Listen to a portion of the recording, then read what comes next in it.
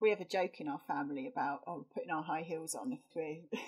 I suppose I'd throw the question back and go, do we need to redefine it? I'm not sure we do. Thanks.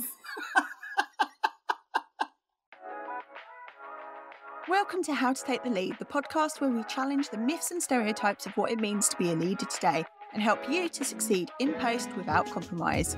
I'm Lee Griffith. And I'm Carrie-Anne Wade, and together we will be your guides, questioning everything we've ever learnt about leadership, sharing our experiences along the way, and inspiring you to make a real impact in your role. Visit howtotakethelead.com for show notes, past episodes, and to join our community. Enjoy this episode.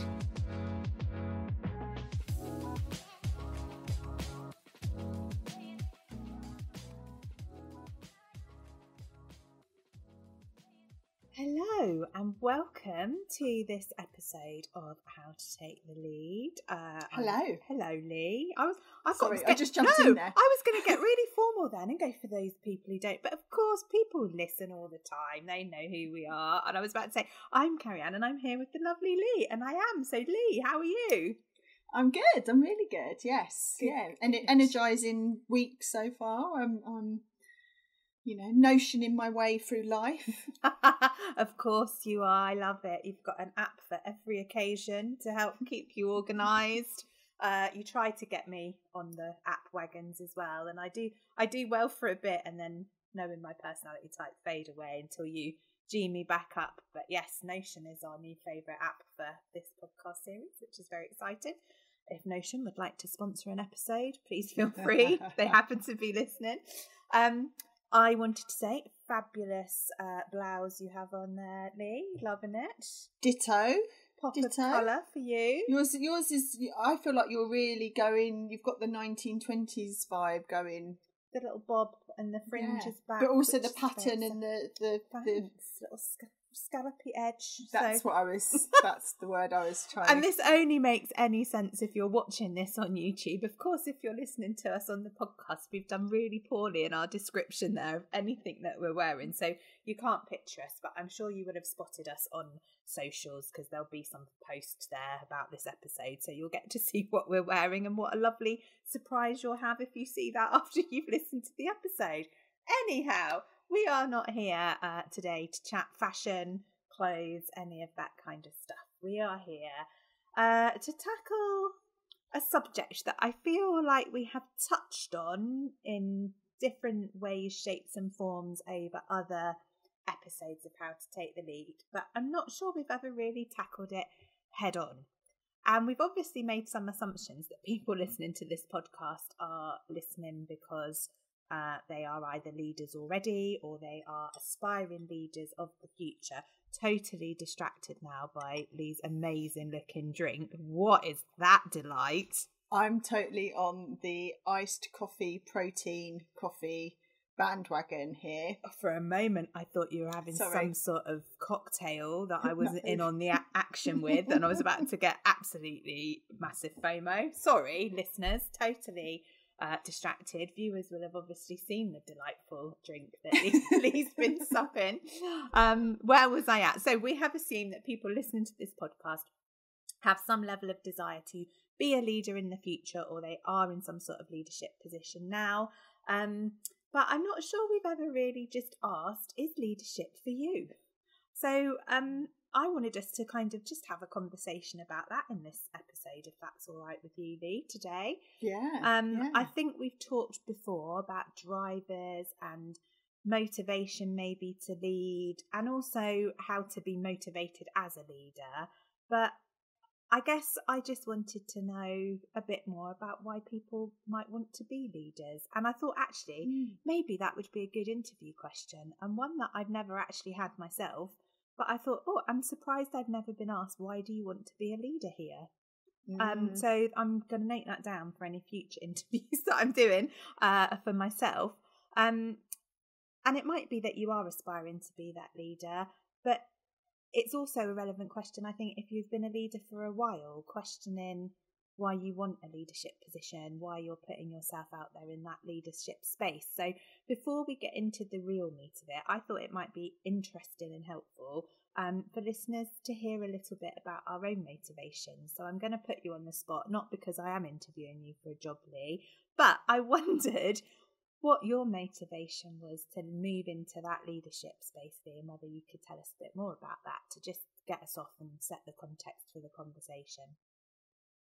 It's so interesting. So as you were talking, there were lots of different, almost like little sub chats that were going on in my head then, which was this kind of, are you being interviewed to be a leader or being a manager? And is it a hierarchical thing? I mean, there's so many different things going there. Did I want to be a leader? I know I definitely didn't enjoy managing people. I know, and we've had this chat before, haven't we, about how comfy we feel in that space and whether we found it particularly rewarding or not. And I think we're probably for a change, we're on different spaces with that, because I've quite enjoyed managing people, but you not so much. No, but leadership is different, and I do think that you can lead and not manage, if you know what I mean. Obviously, people are solo leaders. I think what motivated me to step into that leadership nearly swore then, leadership sphere, is that I think there were a few things.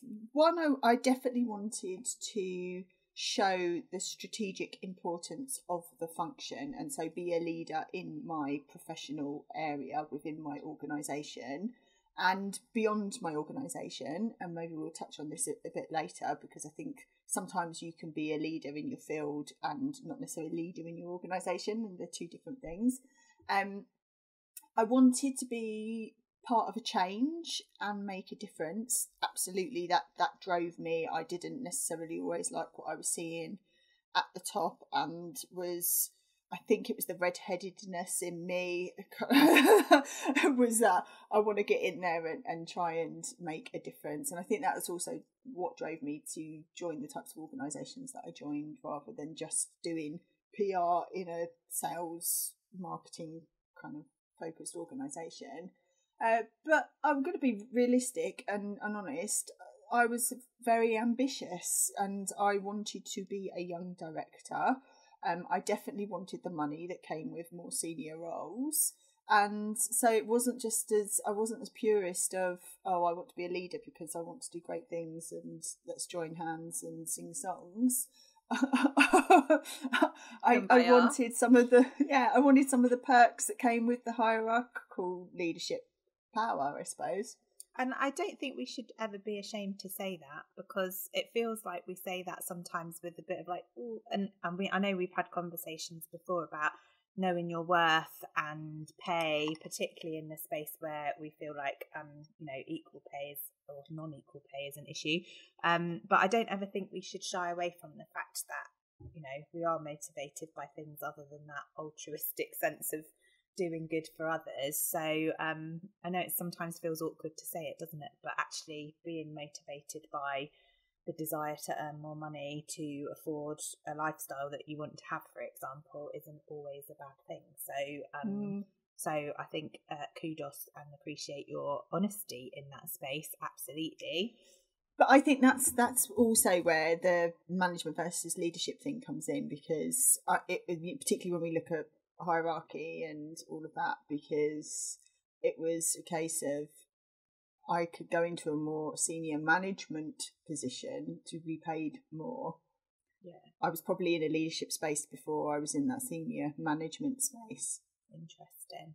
And it really resonated with me what you said about the strategic importance of function, and obviously having both come from the same professional background, that absolutely is felt really important to me from the point of view of my own kind of leadership journey and where I've wanted to go and why I've wanted to show up in certain spaces, I guess, as a leader, to almost prove the worth of the function, which still I find challenging that we have to do. We still have to do that, but that's definitely been a driver from my point of view in terms of leadership. So that definitely resonated with me. And I think you're right, we probably will go on to talk about some of that kind of space around you can be a leader in your field of expertise without necessarily being a leader in that hierarchical sense, or maybe even being recompensed in the way that other leaders might be in your organisation for sure.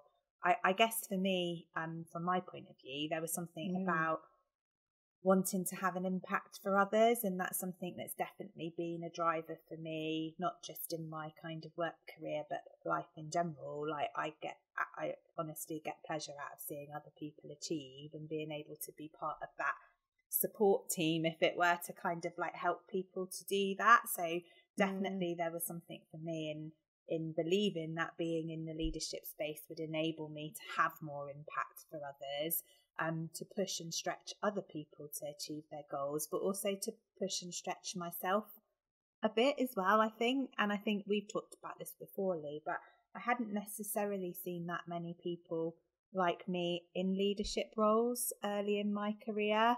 And when I say like me, I guess I mean a female leader who didn't feel the need to be more masculine in their behaviour or approach, and somebody who was compassionate and good-humoured and kind and interested in the person as much as, or if not more so, than the process, if that kind of makes sense. So it felt like there were some opportunities for me to be able to challenge that and challenge myself to see if actually I could operate as a leader with my own personality type and kind of behaviours that I have. So I guess there's also been something for me as I've progressed in the leadership space about feeling like I have received support and guidance to support my career, and actually being a leader has given me the opportunity to, I hope, to do the same for others. And I felt a real sense of responsibility around that, I think, in terms of actually, passing that on and bringing new people and new talent forward. So they were just my reflections when I was thinking about my motivation to lead, but absolutely agree with, there was a level of motivation of like, I want to be able to get a mortgage and buy a house and have a nice life and have a lovely holiday as well. And actually quite often, as you say, a sort of promotional, linear, hierarchical route kind of leads to that, which might put you in leadership positions. So yeah, hopefully some of what we've said is resonated with people listening, and I'll be really intrigued to know from listeners about kind of what's motivating them to be in that leadership space, or potentially want to be a leader in the future. So DM us on the socials, get in touch via the email if you want to share some of your stories, because I would be really intrigued to hear that for sure.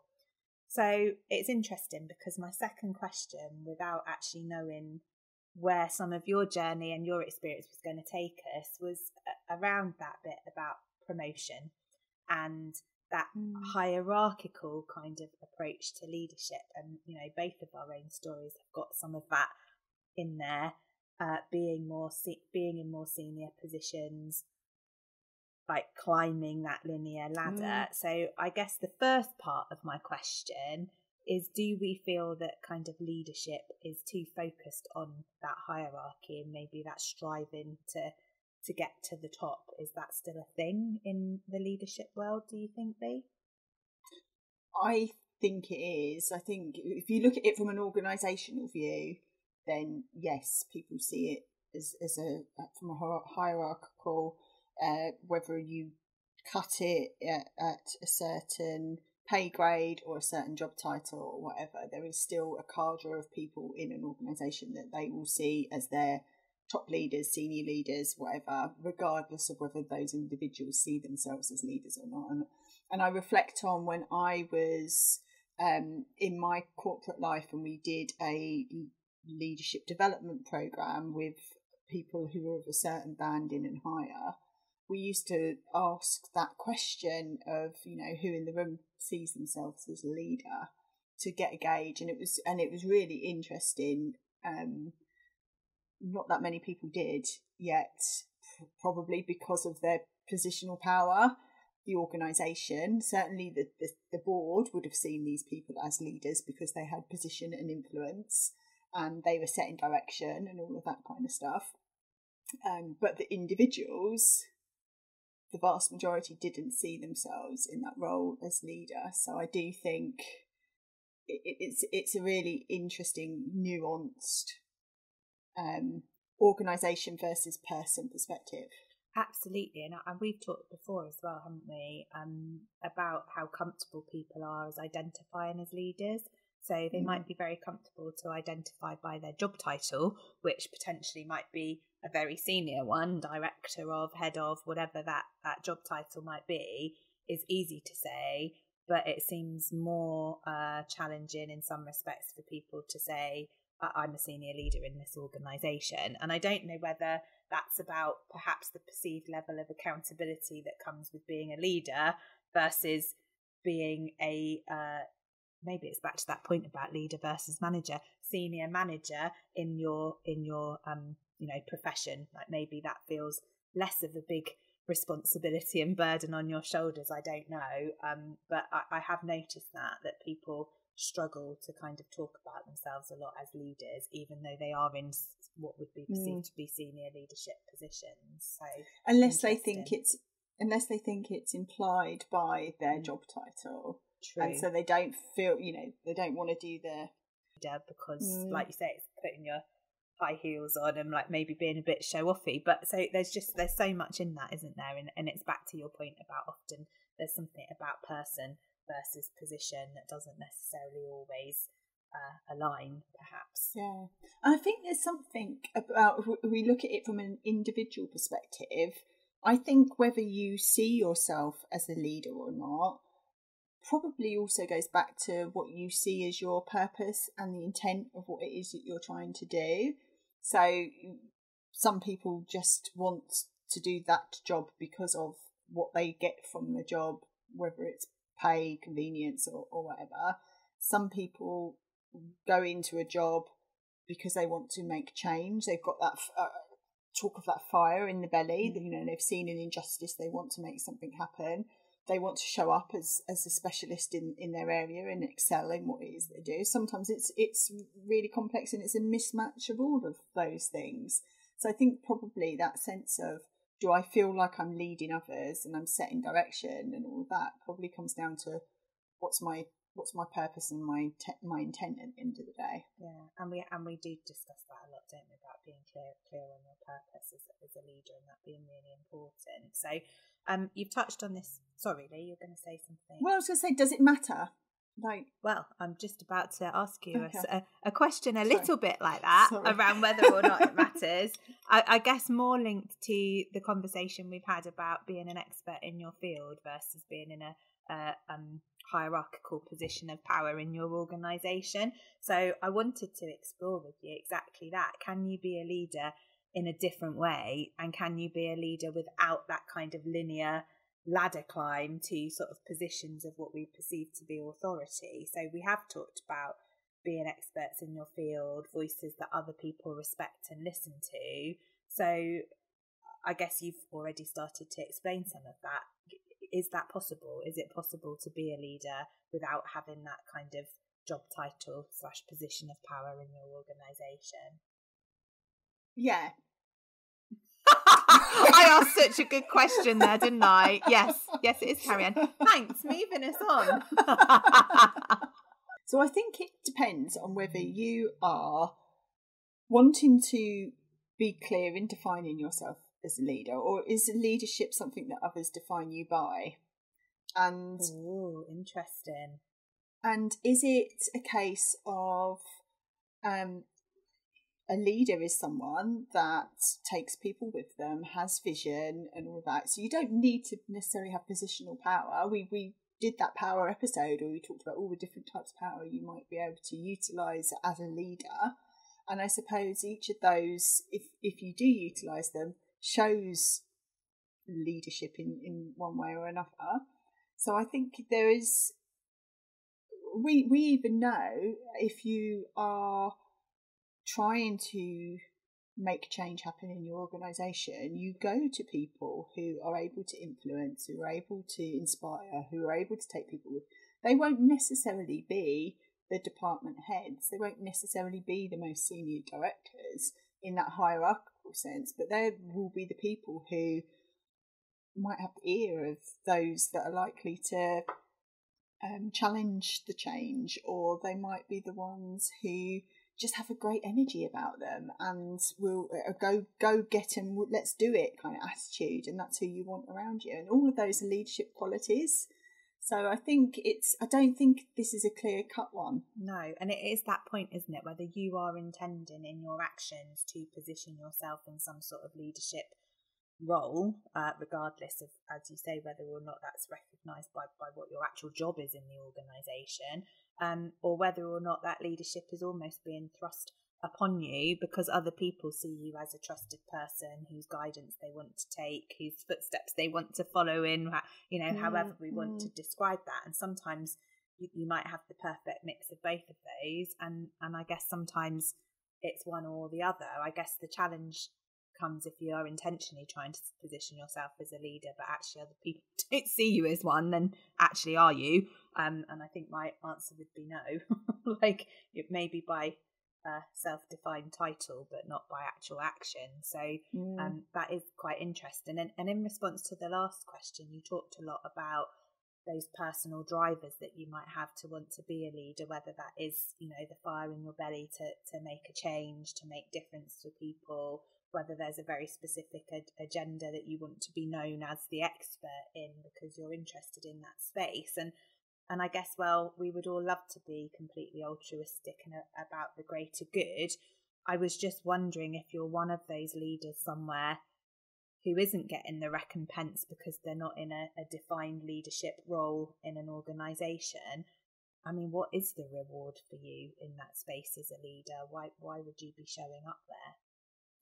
I'm struggling to come with a clear answer because I do think it is, if you aren't doing it because you want it as a pay outcome, let's say, for example, there will always be something. So I'm thinking back when I was in my early stages of my career and I was the most senior person in my area of expertise, as it were, but I wasn't, from a pay perspective, from a hierarchy perspective, I didn't have that. I wouldn't have been seen as a leader. I wouldn't have probably been round the table if they said, "Oh, we're going to take everyone and put them in one of these development programs," for example.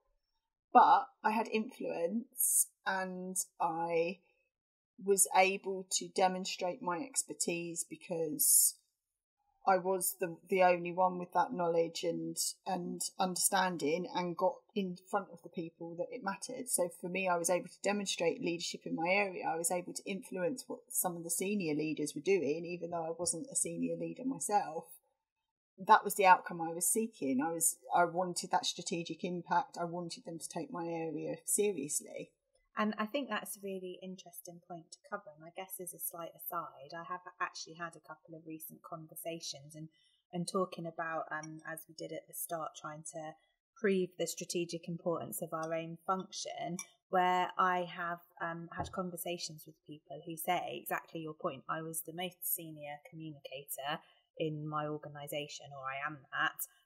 But I'm nowhere near as senior as the people that I'm expected to work with on a very regular basis, and kind of feeling that difference in positional power, I guess, when they're showing up for meetings and they're in spaces where they're working with those people, and kind of questioning themselves, like, why would people listen to me because they're all directors or heads of and I'm just which I hate that kind of I'm just to this term, but that's for another conversation. And so I guess it is just quite interesting, isn't it, about how you then do exactly as you've said you've done, which is just show up with intent to be strategic and prove your level of expertise and add that value into the space, recognizing but not getting too hung up on the fact that your physical position in terms of your job isn't as senior as the people that you're working with. And I guess for some people there then might be an argument to prove that actually you are operating at that level and maybe you should be rewarded as such, but that's not always where we find ourselves, sadly. No, but and I also recognised that I needed to broaden my influence and my areas of responsibility if I wanted to be seen as an equal and to move up that hierarchical ladder. So there was a recognition that I wasn't going to have rewards, as we talk about. There wasn't that route up there for me if I stayed in my single specialist area. I had to broaden that out, and that, I believe, was a benefit to the organisation and to me personally.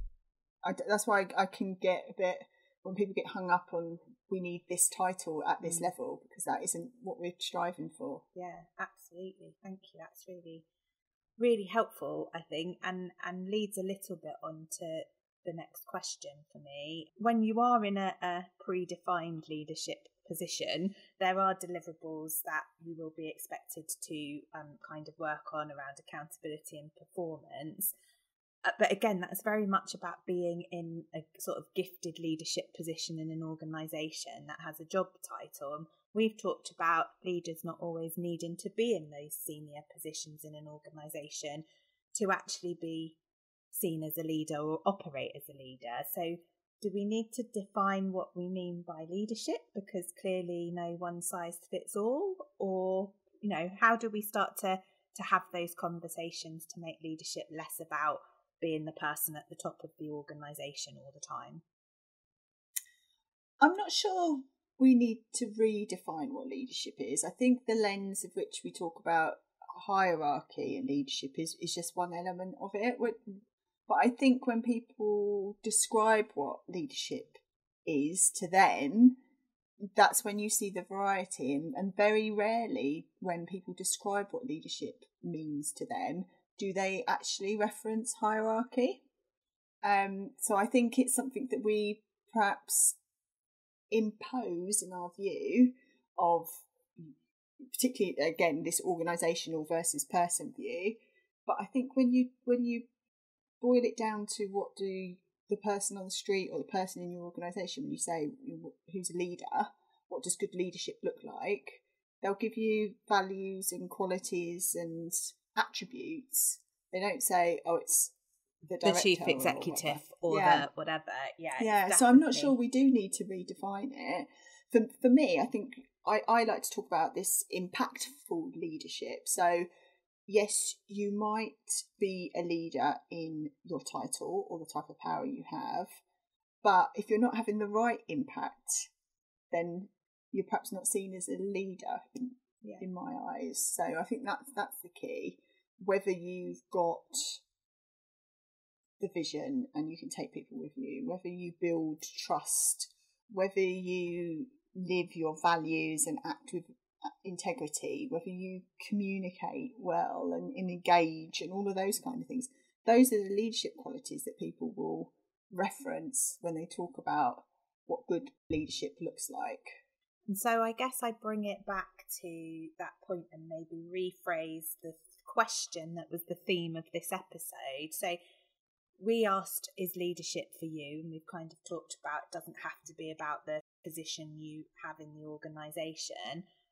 But I guess then what's in it for you to be a leader? If it isn't about that positional power, and obviously you and I are very much about the fact that there are all those other aspects to being a leader, what's in it for you as a person to want to step into that leadership space? Like, what are you going to gain from positioning yourself as a leader, I guess? I'm hesitating because do leaders think in a way that is what's to gain from this? And I'm not sure. I'm sure if people, if we look at it through the lens of I want to be a senior manager and I want hierarchy and power, I think they probably do look more at what's the reward and gain for doing this. But I'm not sure whether people who go, I want to be a leader, are thinking, I think their thing is, this is an outcome that I'm seeking to achieve. This is a difference I want to make. And those are the things that I tend to hear. I want to make things, I want to kind of help communicators thrive. That's the impact and outcome that you're seeking in the leadership that you offer, for example. So I guess Does that make sense? I guess maybe gain is not the right word then. I guess it's what's the personal reward for you, because being a leader is hard. It's hard work often being in that space. So what's the reward? And I guess what we're saying is the reward of putting yourself out there and developing and growing yourself and positioning yourself as a leader is to have that impact that you want to have, deliver on that purpose that's really driving you in terms of, you've said it, that fire in your belly, delivering a change, being impactful, you know, moving something forward towards a more positive solution, whatever that might be. That's the thing that drives you to want to be a leader, rather than anything else around whether you've got the right job title, what your pay grade might be, how other people potentially are perceiving you or not. That actually what your personal reward is for wanting to be a leader, if you're considering that, is that you are having an impact or making a change in the space that's most important to you. Does that feel like a good kind of way to describe it? Yeah, and I think it's okay not to want to be a leader as well. I think if you're in that positional power of authority where others expect you to be a leader, then you do need to do some work to figure out how people around you are going to get what they need. So that vision, direction, blah, blah, blah. But I think otherwise, if you know, more generally, if you haven't got that passion or you haven't got that drive to want to make change, you know, you don't need to worry about, am I a leader or not? Because I do think it's more about what other people see you as than what you title yourself. Yeah, absolutely. And you've talked a little bit about this, and it was just slightly off-piste, but I thought an interesting part of this conversation. But, you know, you've talked about, like, if you are a leader, or you maybe even have that built-in desire and drive to lead and be a leader, what happens when you do reach, like, the most senior leadership position you might be able to find yourself in? Is that the point at which your leadership growth stops, or is there more to be achieved? So we've said it's not necessarily about being the CEO or being a director of X, but actually, if that is part of your career trajectory and your drive and ambition forward to grow and develop as a leader, when you get there, then like, what happens? I don't think it's a question of whether you stay being a leader or not. I think probably the types of questions is, do I stay in this post or not? Do I go on to do something else in somewhere else, or does my leadership change? I think each organisation has its own challenge, and so even if you have made it to the top of an organisation, you can go to somewhere else and it will feel completely different. Or if you don't want to get to the top but you want to be a leader in your field, then it might be there's a particular element of an area of work that you're really interested in, you want to take forward in some way, and so that you know that's where you put your interest and your energy into that. So I think there's ways that you've got to find what's going to float your boat and keep you motivated. And it goes back to that episode that we did around motivation. How do you stay motivated? And so I don't think it's a case of, do I step away from being a leader? I think it's about, do I stay where I am, or do I need to find a different challenge in a different guise? And I think it's about, for me, that kind of question or questions about, you know, how much of this is about your own growth as a leader, and that might be then about, okay, I need to step away and do this for another cause or in another organisation, and how much of it might actually be about, okay, I've reached this space here now, but actually is this organisation on a growth trajectory? Does this organisation need to change or shift focus in some way? And I guess it's about understanding the two of those to kind of know where you might be the best fit in terms of really being able to have that impact that you always talk about as a leader. Yeah, absolutely. You mentioned the word one size doesn't fit all. You didn't actually mention it in that way, but but that's what we were getting at. We were getting at, like, one size doesn't fit all. It's not a one size fits all kind of approach to things. And so I think that's part of it. You understanding who you are as a leader and what you offer and what you bring will determine where you go next, because you're not going to be all things for all seasons. Lovely.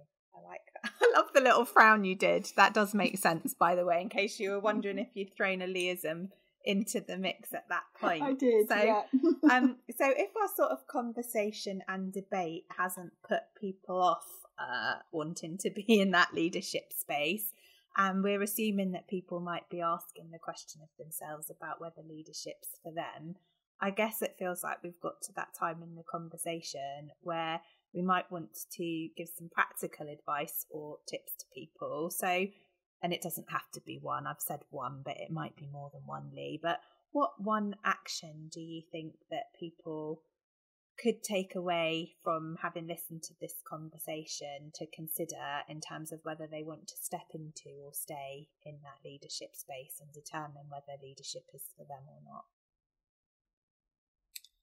I think it's focus less on the word leadership and focus more on your why. Go back to what is it you're trying to achieve and why are you trying to achieve it. And I think having a clarity in that answer will determine where you go and in your career and whether that's leadership or not. I love that. It's really similar to what I thought about, which was about, so you've said why, it was about purpose. So what's your purpose and your motivation? And that will help determine whether being in that leadership space is the right way to deliver on that purpose and motivation or not. And it might not be, and that's absolutely okay too. So yeah, how we're completely aligned with, there was definitely one action people could take away from this episode. So the how-to is to go away and think about that question if you're considering whether leadership is for you or not, and to be absolutely okay with the fact that it might not be, because it's not for everyone, is it? So interesting. Thank you so much for your insight and challenge in this episode in terms of getting us to think a bit differently about that more personalised individual question about whether leadership's for you or not. Thanks, Lee. Thank you. It's lovely talking to you. Thanks for listening. Don't forget to hit follow to make sure you get the next episode. And if today's discussion resonated, please leave a review on Apple Podcasts. We also have our Substack community where you can get behind the scenes info, ask us anything sessions, and build your network with like-minded leaders. Visit howtotakethelead.substack.com to find out more. And if you want to work with us to challenge and change leadership in your organisation, get in touch by dropping us an email, howtotakethelead@gmail.com, or DM us on the socials. Until next week, get out there and take the lead.